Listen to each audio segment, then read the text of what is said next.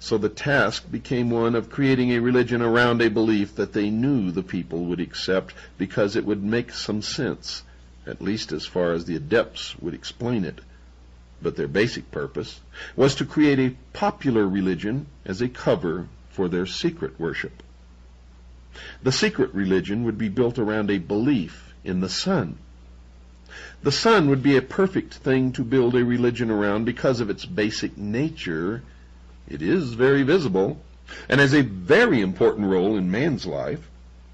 It rises in the morning, it appears to be born and then sets during the evening. It appears to die and then appears to be born again the next morning. It also appears to wander in the sky, setting further north or south each night.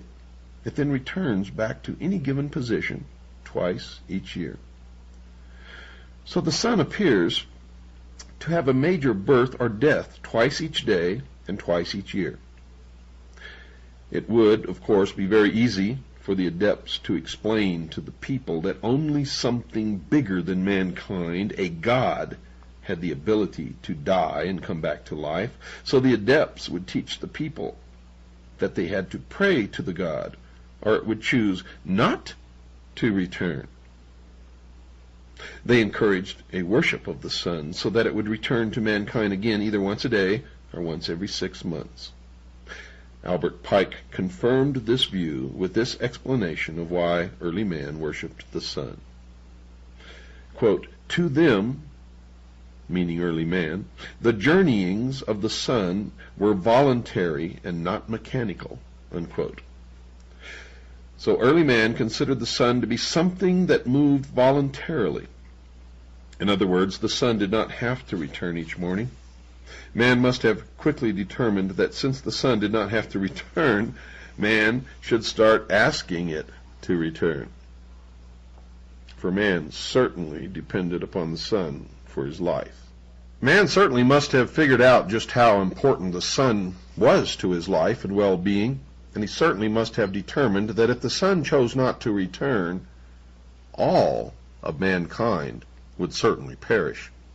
So it was an easy jump from a belief that the necessary sun was an entity that chose to move across the daytime sky to a belief that it would return only if man prayed to it to return. But folks, there's something even more interesting to be considered that Pike didn't explain with that comment. Obviously, to make the new religion work, the believers would have to be able to predict the movements of the sun. It wouldn't be too long before some of the common people would start noticing that the sun was neither an actual being nor a god to be worshipped, but something that moved according to precise laws. Now, if the common people figured that out, they would not need the adepts who had computed the sun's periodic cycles. So, to keep their power intact, they would teach the people that if they did not accommodate their wishes, they would make certain that the sun did not return. They could even predict, as their measurements became more sophisticated, the exact time and date when the moon would go between the sun and the earth, causing the sun to disappear. They could then fool the people into believing that they were the cause of the disappearance. They could then, of course, explain to the people that if they did not continue to pay them sort of tribute, they would not intercede in their behalf, and the sun would not